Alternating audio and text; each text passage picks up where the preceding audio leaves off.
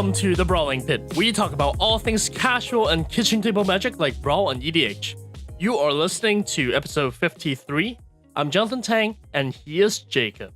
Ahoy. Hey, how are you doing? I'm not bad, man. How are you? I'm pretty good, considering, wow, Modern Horizons. Yay. Have you heard about it? Do you know what it's about? Okay. I think anybody that actively follows Magic News has probably heard about this by now. Yeah, I mean, this literally came out a couple days ago. Yeah, but like with the internet, It came out yesterday for us. Yeah. Yeah. It came out yesterday for us. That's of the time with the recording. Just a couple days ago. It's pretty crazy. Pretty crazy.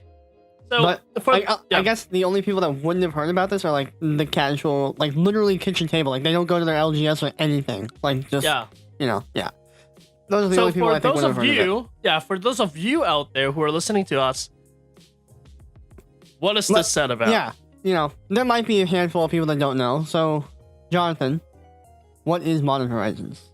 Tell me about it.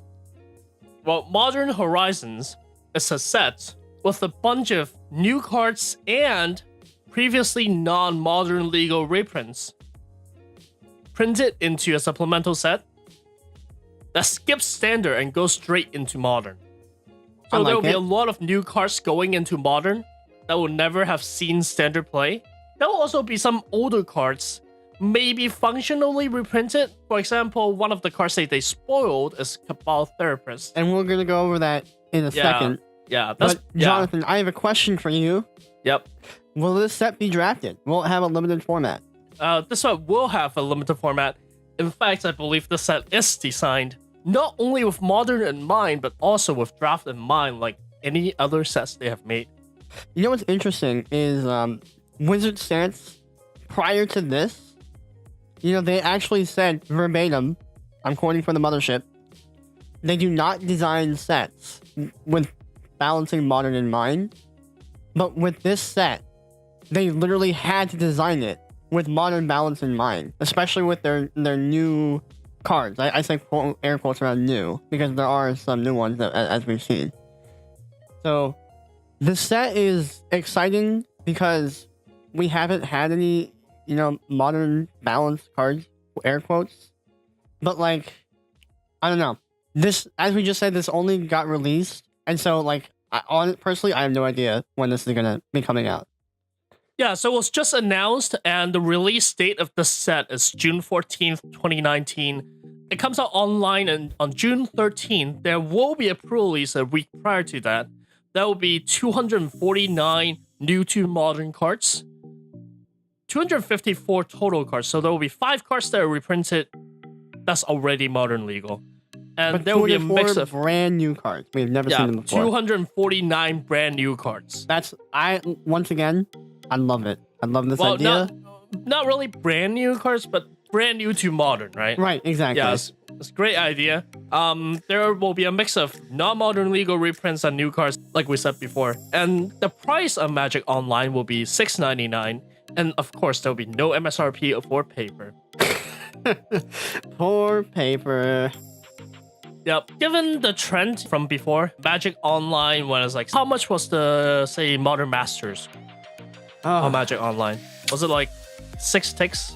I can't remember, but it was a premium, and obviously if you were trying to go buy some packs now on MitGo, I imagine they'd be close to like 10 to 15 ticks each. Sure. I'm totally just but I mean like guessing, at the time. I mean at the time, yeah. It's been so long, I can't remember. But it was I want to say 6 sounds about right, but I could be wrong. Sure, okay. Hold the pitchfork, so, I don't remember. Historically, I'm not saying that this will be the case, but historically, paper will be more expensive than Magic Online, so you can expect that to be above $6.99, even though we will never know because there's not an MSRP. So, if I had to guess, I'd say maybe $10 a pack. Just totally just shot in the dark there. I'll say it should be around $10 a pack too, and I'll be okay with that. Like, it's a draftable set. It has really powerful cards, and it is those supplemental sets, so it's stuff that we've seen before. So let's talk about the cards that we know so far, like the 2 cards they have announced. Yeah, so we just mentioned Cabal Therapist. Yeah. Now you might be thinking, wait, Are you talking about Cabal Therapy? No. I know what I said. Cabal Therapist. It's a new card. Oh yeah, absolutely brand new. Cabal Therapist is a 1 mana, 1/1 creature horror. Cost of black. Just single black. The rare. Menace. At the beginning of your pre-combat main phase, you may sacrifice a creature, and when you do, choose a non-land card name, and then target player reveals their hand and discards all cards with that name. So as you can see, this mechanic is extremely resemblant of Cabal Therapy in Legacy. But, you know, they kind of balance it out a little bit for Modern. Yeah, it makes it a creature. Arguably, yeah, one, it's a creature, and two, it doesn't have a flashback. Well, it sort of happens turn after turn as well. Just much like therapy, you can do it anytime you can sack a creature. Right. You can do it anytime at sorcery speed when you can sack a creature. For therapists, you have to do it. For therapists, you have to do it in your pre-combat main phase. But if you have a creature, you can do whatever. Yeah, and it could. The cool thing about this card is it could actually be instant speed as long as it's in your pre-combat main phase. Mm-hmm. So if you activate this and then they do something, you can respond with sacking another creature.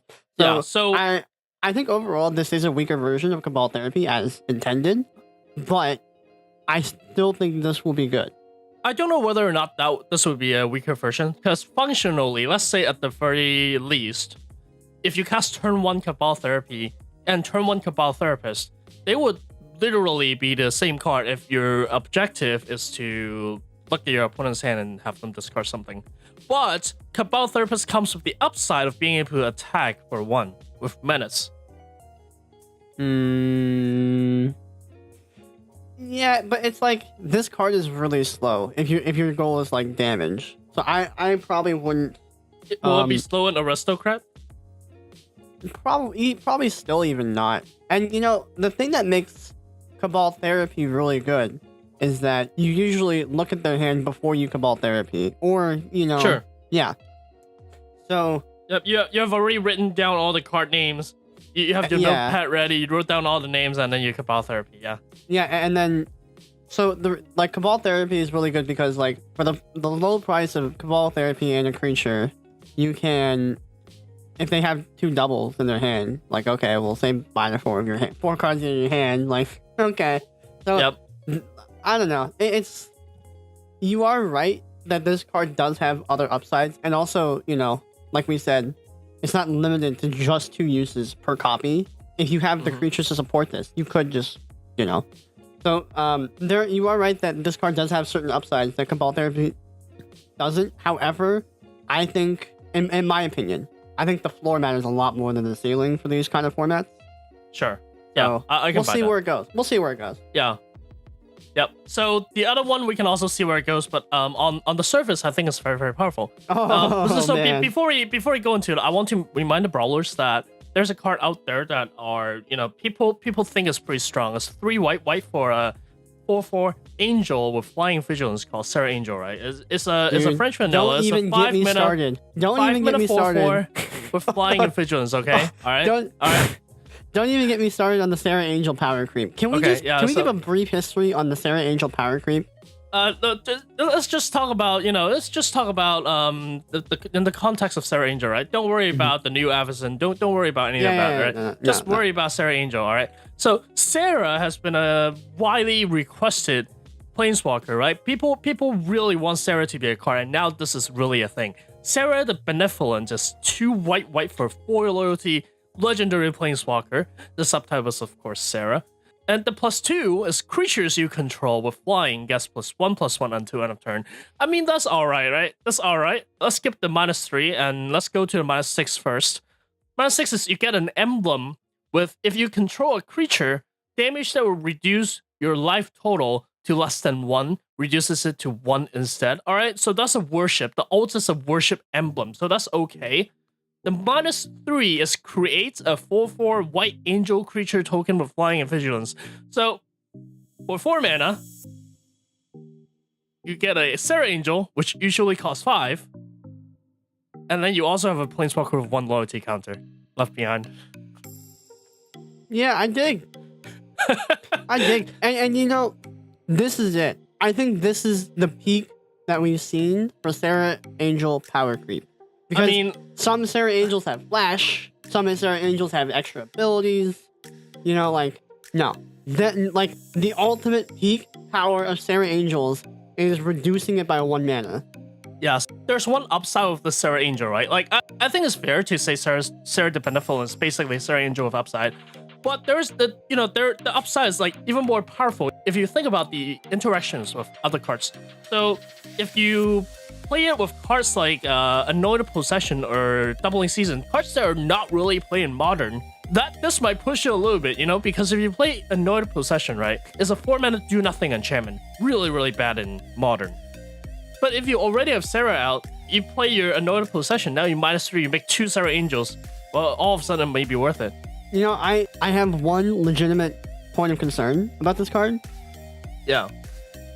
Vant Spirits is still a very good deck, and it could easily reach 4 mana, Oh, yeah. and all of its offensive creatures, or almost all of its offensive creatures, Oh, yeah. have flying. And they all fly. Yeah.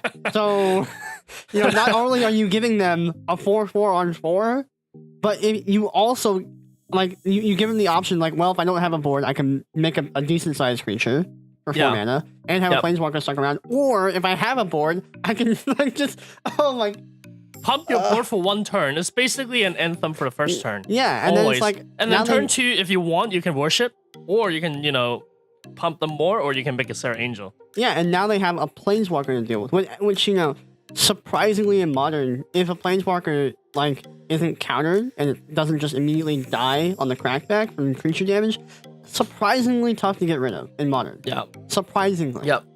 Just because, like, typically the removal in Modern is, like, okay, Abrupt Decay, or, like, a 3-mana sorcery spell that...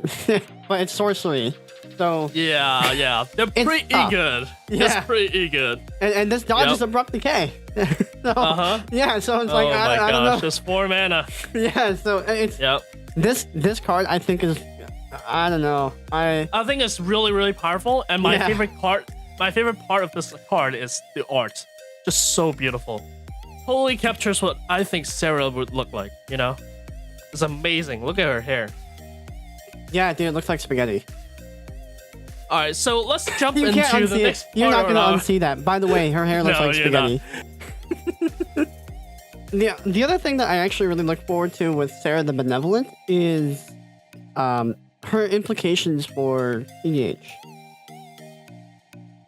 I'm assuming she's going to be EDH legal. Oh yeah, she will definitely be EDH legal, and she will be quite a powerful planeswalker and commander. Yeah, I'm not quite sure if I'd say the most powerful, but like, Definitely hey, not. if I'm in white and I want flyers, or I will have flyers, throw in Sarah. Yep. It's gonna be. I'm looking forward to it. This card is nuts in the token deck. Number 1. And also, Cabal Therapist. I also believe that card could be very powerful in EDH because you don't necessarily have to play it early. You could wait till you have a board of like 1/1s or tokens or whatever. Well, Cabal Therapist is actually I don't know. Politically speaking, it feels like this paints a target on your head. So I would refrain from playing that card. Even if you draw early, I don't think it will play it until like. No. Well, that's exactly what I'm saying. I probably wouldn't play this card early. I would wait till I have a board, then drop it. And like his ability is not constrained to being sorcery speed. All you need to do is just be on your pre-combat main phase, but it has no other restriction. It doesn't say this can only be activated at sorcery speed. So you could theoretically, if you have a big enough board, even if everybody points all the removal Cabal Therapists, like you could just wipe everybody's hands at the cost of your board. Yeah. So I look forward to both of these cards in EDH. I really do. So that's exciting. Yep. All right. So let's move into the next part of this episode. Like, both of us are so hyped about this set that we were trying to speculate, and we were trying to come up with cards that we actually want to see, like non-modern legal cards or effects that we actually want to see in this set. So, do the honors, Jacob. I'll let you start. Okay.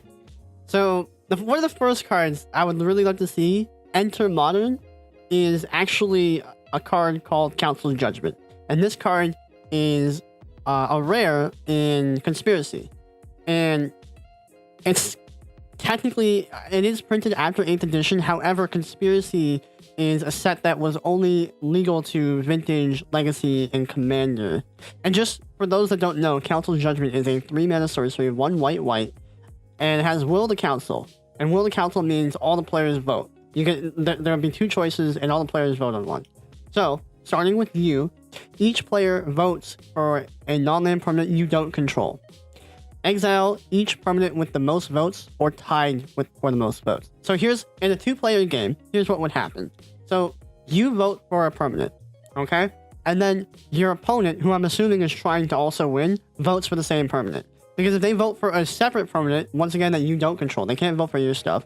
If they vote for their own stuff, then that means that, okay, you got to exile 2 things. But if they vote for the one that you voted for, then, you only get to exile 1 thing. So effectively what this is a better O-Ring. Same effect as O-Ring, it can hit non-land permanents, which is important, but it doesn't leave behind the enchantment that they could later blow up with like an Abrupt Decay. Yeah. And so I think that this is a good effect. I think it's powerful, but at the same time, it's not like absurdly broken where it would just like break the format. Yeah, I think that's a good card to add. Definitely, it will definitely make the O-Rings kind of obsolete, but O-Ring has been obsolete forever now. Yeah, I think this is a fine effect. However, like in white, there are plenty of effects like this already.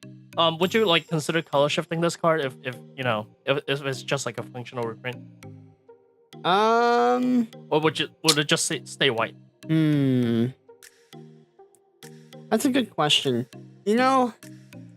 It's tough because I think I'd probably leave this as white because 2 of the best decks are 3 and 5 color. So by leaving this white, I think it makes it more difficult for those decks to use it, and it makes it easier for the slower control decks to use this. I see. Which is the goal.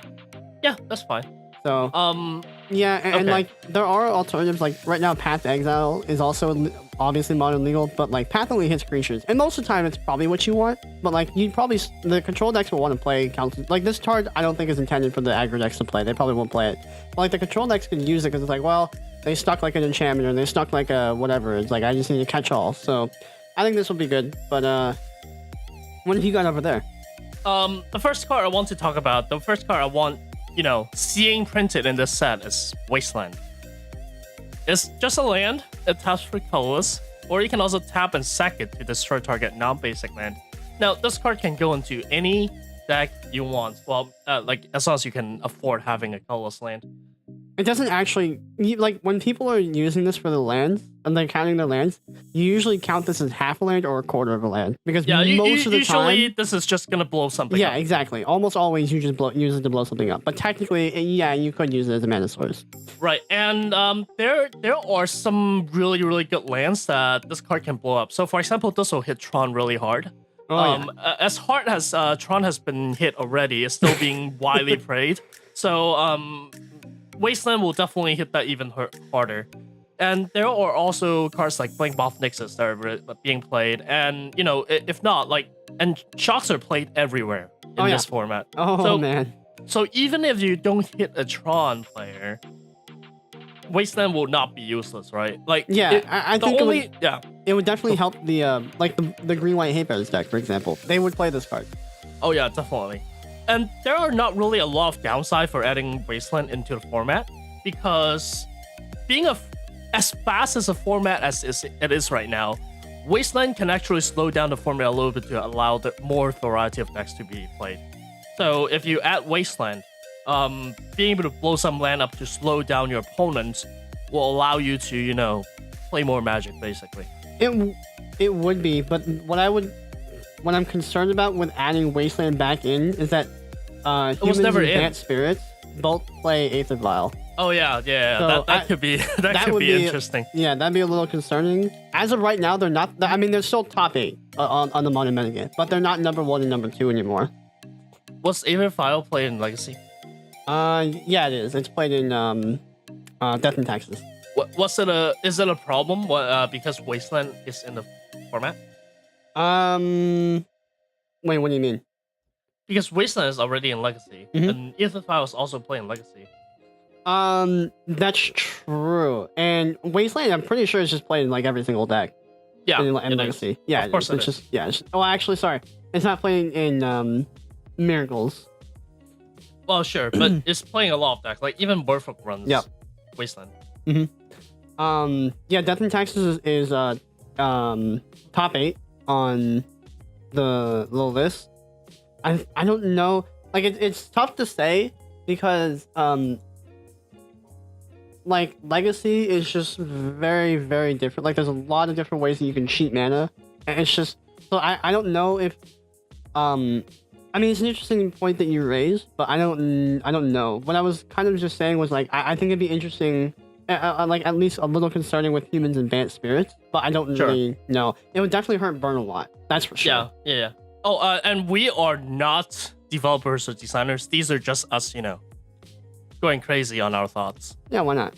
Yeah, these are the things we want to see. Not necessarily, they may or may not impact. We haven't been kind to the developers that like to wait. But who are we kidding? No developers are gonna listen to this. Anyways, yeah. What's your Another second one card? that I actually would really like to see is Darker Depths. Okay. That's not a card. No, it isn't. But I mean, they made up Cabal Therapist, so I'm making this one up. All right. Okay, fine. All right. So, Dark Depths is already a land. Legendary Snow land. Gotta love that snow tag. Dark Depths enters the battlefield with 10 ice counters on it. You can pay 3 generic, remove an ice counter from Dark Depths, and when Dark Depths has no ice counters on it, sacrifice it, and if you do, you create a Merit Lodge, a legendary 2020 black avatar creature token with flying and indestructible. No haste, by the way.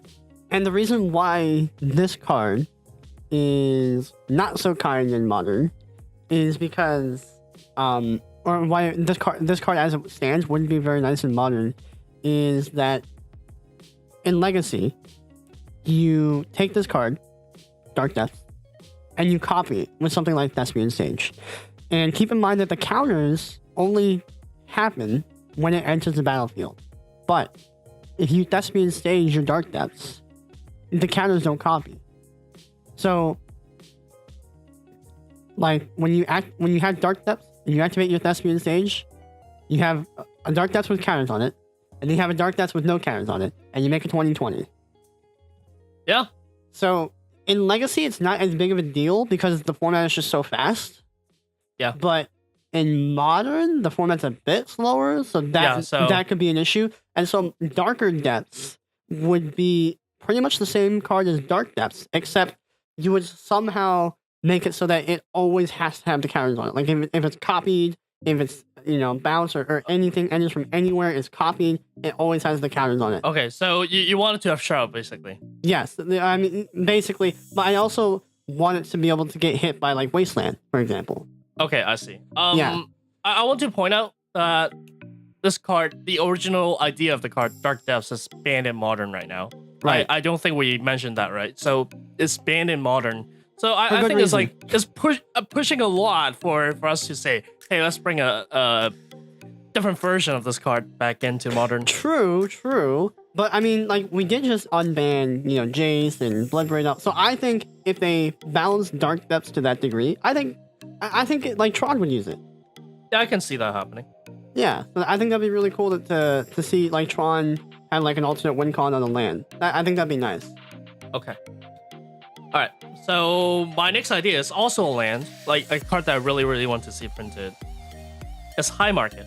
It's just a land. It's also just taps for colorless, but you can also tap and sack a creature to gain 1 life. And boy, is a sack outlet on a land so powerful. I believe this card can see play in Aristocrat. I believe this can actually bring the deck into a surface. Like there are already some French Aristocrat deck out there in Modern, and I believe this is the card they need to actually see more play. You know what I'm saying? Yeah, and I think I had a friend of mine have some really weird build with Aristocrat. It kind of resembled the one that was in Standard, but obviously improved by Modern, staples. And I think he'd also really love to see this back. Like that'd be really cool. it might like give way to a new deck or like be the starting foundation for one. So, hey, so here's a card that's pretty cool. What is the card that's pretty cool? True Name Nemesis. Okay, hold on. Before we go crazy, I have some justification for True Name Nemesis. Okay. This card, it's pretty good. Uh-huh. I mean, I don't think anybody would debate that True Name Nemesis wouldn't be powerful in Modern. But I also think that it would work. I think that True Name Nemesis could work in Modern.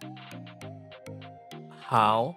Because the thing is, actually, so right now, I mean, the meta might shift to where True Name Nemesis wouldn't be balanced, but right now, True Name Nemesis would probably be okay in Modern, because the format isn't, like, about creature interaction anyways right now. So, the only issue of concern for Modern and True Name Nemesis would actually be hating humans out of the format.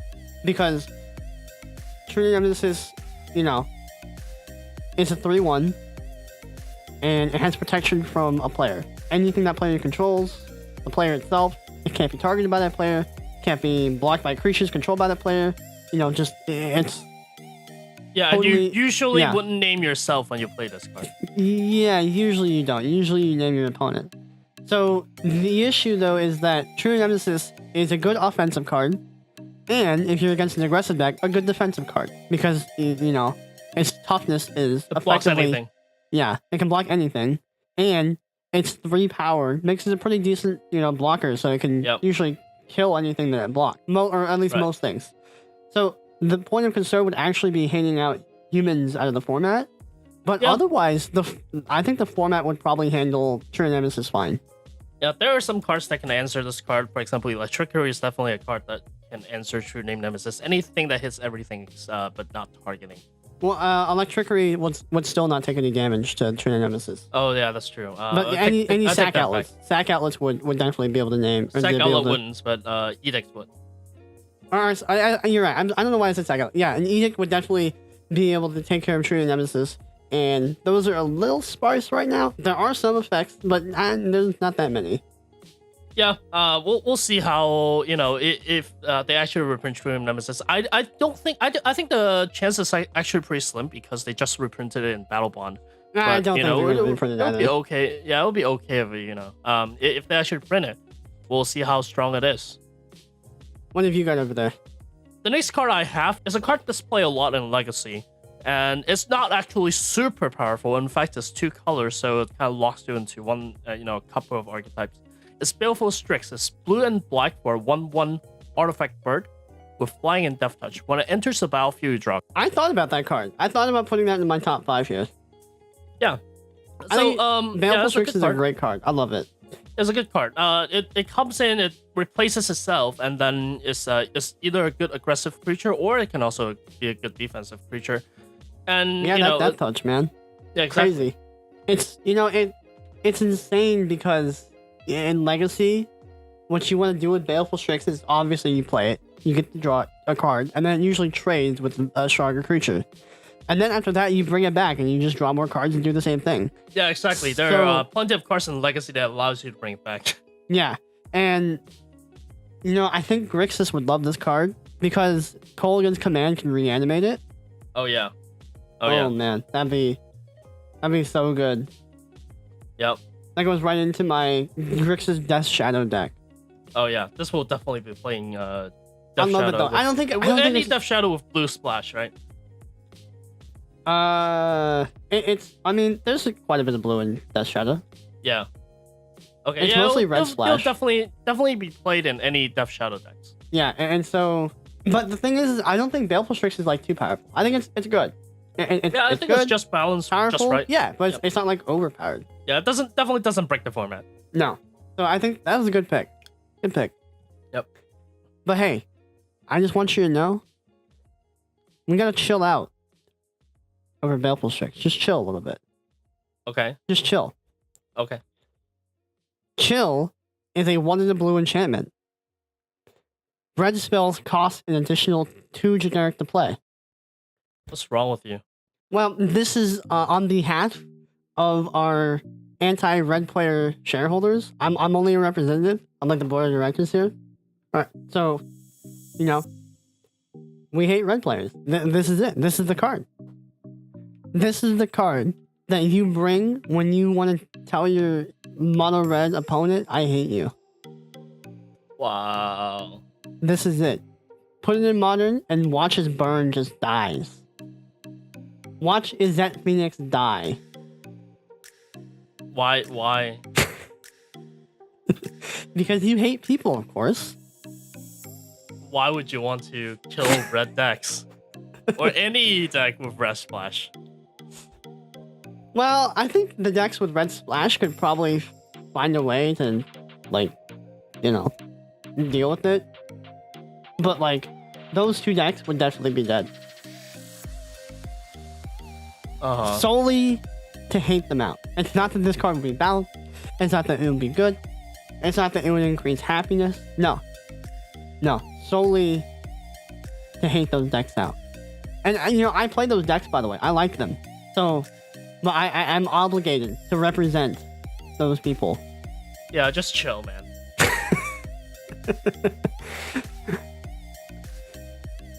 What's your fourth card? Come on.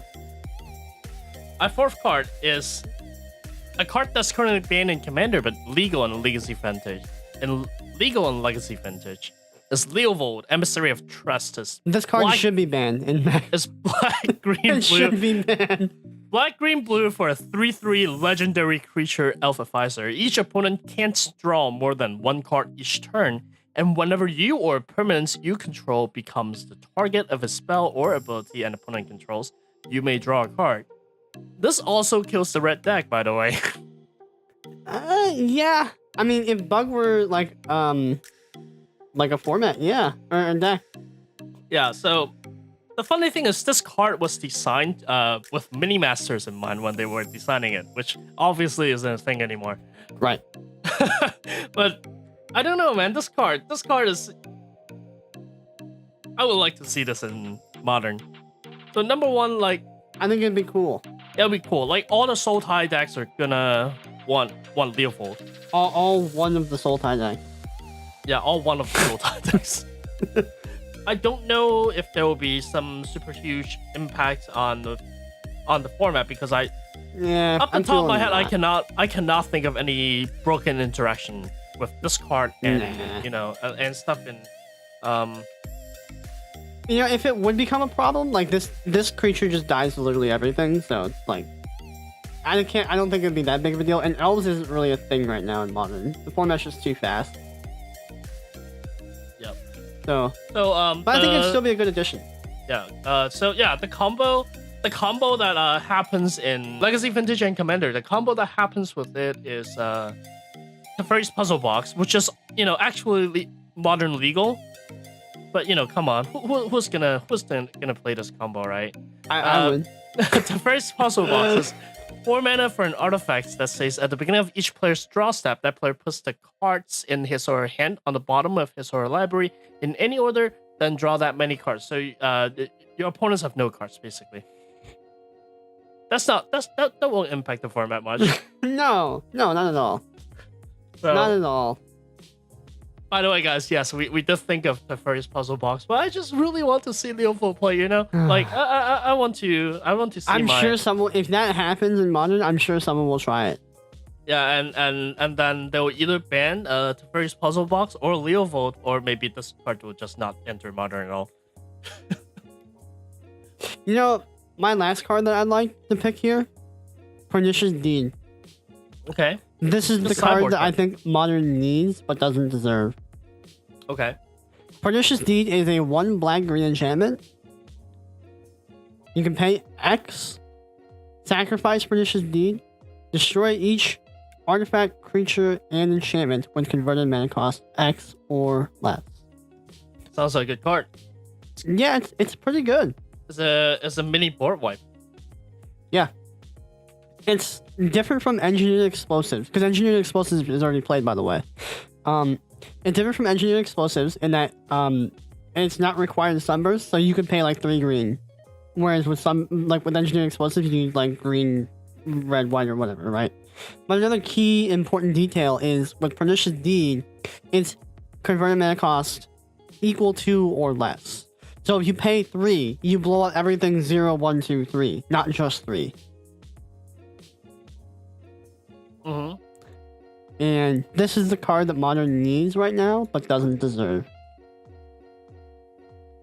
I'm trying to think if there are effects that can make your opponent's lands artifacts, or make them creatures. Then you can blow them up too. I'm sure if you dig hard enough, there's probably some sort of interaction that does that. That's the nice thing about Magic. If you have like an understanding of the rules, kind of, like you can probably say, I wonder if there's a card that does this, and there's probably a card that does that. Mm-hmm. Yeah. Yeah. Think of a card that do things. My last card doesn't allow that. Uh-huh. It's Force of Will, which is 3 blue for an instant. You may put... Okay, no, continue. You may pay 1 life and exile a blue card from your hand rather than pay Force of Will's mana cost and counter target spell. You would put that in Modern. Mm-hmm. What's wrong with you? Who hurt you? All the combo decks out there. They hurt me really bad. But wait, they would just play this. They would just play this too. Yeah. Let them play it. So let's like net changes nothing. Yeah, let's all throw Force of Will at each other. I think Force of Will is the answer to Modern needs for all the combo decks that are running rampant right now. If the combo decks have to jam Force of Will into their deck, that's one less slot for them to run their combo pieces. Yeah, but like, what are the combo decks right now? So there are a couple of combo decks out there right now. Some of them that are seeing play are Copycat. Dredge is one of them, but yeah, Dredge is one of them. There's Copycat, which is basically Twin to Twin but legal. There's Living End. Living End is definitely a good card to counter. There are plenty of cards like that. I mean, I think there are plenty of good targets for Force of Will, but I don't think there's that many combo decks right now. Mm-hmm. I don't know. Okay. Yeah, KCI is a deck that they literally just banned because the combo is too strong. Yeah, that card was that deck was dumb. Yep. So, Amulet Titan is a combo deck. Yeah. I mean, a shell of its former self, but yeah. Do you remember pre-nerfed Amulet Titan? Oh my goodness. That is another story for another time. But let me just tell you, it was consistent turn 3 wins in Modern. Yep. And also one of the decks that we talked about last time, Ad Nauseam, is also a combo deck. Yeah, Ad Nauseam is another combo deck. And it's a significant force of the meta too. Exactly. I think Force of Will would probably help against Dredge and Ad Nauseam, and probably not that much against all the other decks. Yeah. Would you consider Infect a combo deck or an aggro deck? Aggro, probably. It's like a puzzle deck. That's like the way that it's been. Force can also stop Infect though. Yeah, but Infect also plays Force. Yeah. So, I don't know. Actually, I think if you put Force of Will in Modern, I think Infect would get better, which is funny. Well, it's not designed to stop Infect, it's designed to stop combo decks. Exactly. So, Infect isn't even a deck right now, which is sad. Yep. It will bring Infect back. Yay! Yeah, no, it probably would. You're right, it probably would. Let's get Infect back on the map, guys. Yeah, let's get Force of Will back in. Yeah, I love having Force of Will in Modern. Let's do it. Let's do it. Yep. So, what do you guys think? What cards do you want to see in this set? And do you agree with our choices or disagree? Let us know on our social media. You can find us on Facebook, YouTube, and Twitter at Brawling Pit. Find us on Reddit at r/BrawlingPit. Email us at brawlingpitmtg@gmail.com, or you can visit our official website at brawlingpit.com. As always, I've been Johnathan, and he has been Jacob. See you guys in the horizon.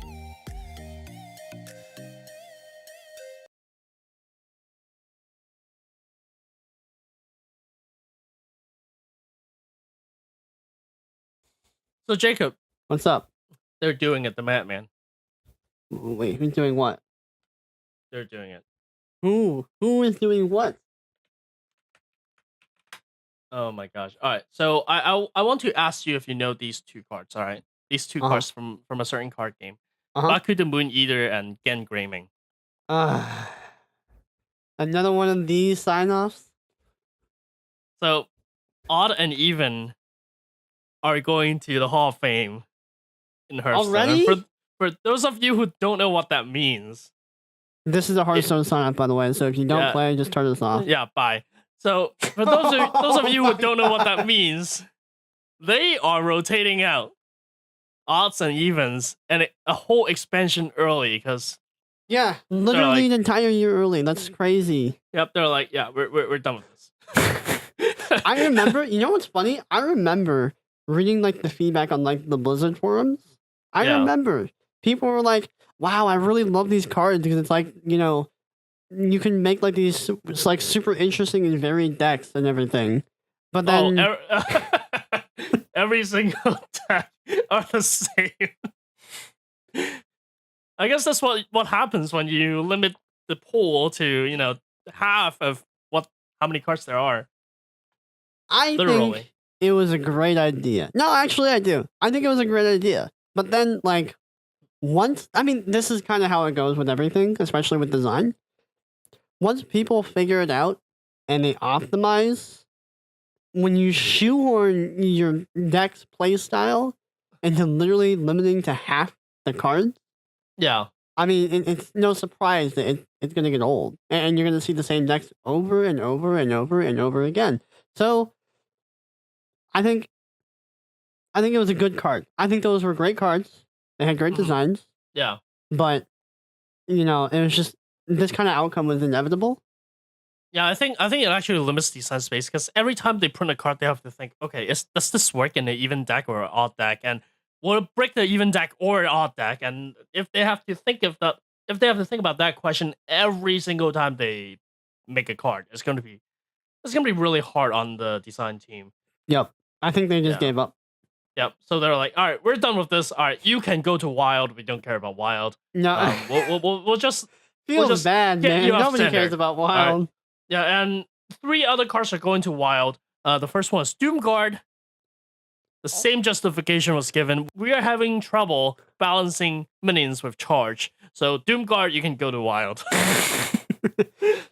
To be fair, charge is pretty tough to balance. Yeah, and Doomguard is Doomguard is a French case. It's not playing that many decks. It's playing Zoo and it's playing Cube. But in Cube, oh boy, Doomguard is good. I think Rush is like the most balanced mechanic they've made so far. Oh yeah, Rush is good. Rush is definitely good. The other 2 cards are Define Favor and Naturalize. So You remember the time when people were like, "Nobody's ever gonna play Naturalize. This card is garbage," and look where it's going. I mean, yeah, it's going to Wild. It's so wild, right? Naturalized never saw play until like a couple Recently. expansions Yeah. in. To be fair, it really didn't see any play. No. But that's because we just Drew just had so many better options. Yeah, the first time Naturalized saw play was Mildred. Think about that. Yep. A premium removal spell wasn't played for its removability. It Terrible. was played for you to mill your opponent for 2. That's what the card is for. That's it's terrible, 1 mana mill man. 2. Terrible. Alright. And Define Favor also rotating out. I think they're trying to kill the or weaken the aggro paladin a little bit, which to be fair, I think that's fair. Define Favor is a really powerful swing. However, with Op Paladin being out, I don't see aggro paladin being a thing after Op Paladin being rolled out. No, man. No. And the tough thing with like Naturalize is like everybody they're having like an identity crisis with the classes, right? Let's say an example with Magic, let's first establish that killing stuff outright is not characteristic for Druid.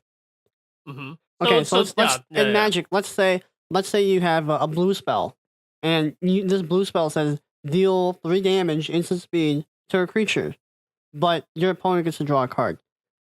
Like, So first of all, this is like a red and a black effect on a blue card. Mm-hmm. Like, it just doesn't make any sense. It's not like balanced because you gave it a downside. It's like, especially with respect to flavor. Yeah, it would be like seeing Path to Exile in red. Yeah, it's like they're totally having an identity crisis. And to be fair, because of the simplistic gameplay, like they don't have a ton of design space to work with to begin with. Yeah. So I don't know. I don't know, man. That's tough. Other than that, not a lot of things are happening in Hearthstone. I just think that change, odd and even being rotated out, I think that's saying something. I'm fine with it because like I get a million dust. Oh my gosh. I opened both Baku and Gen. I didn't craft them. I will never disenchant those because those are still playable in Wild. Oh, absolutely. There's very fun and wild. Yeah, I'm definitely not disenchanting those cards. So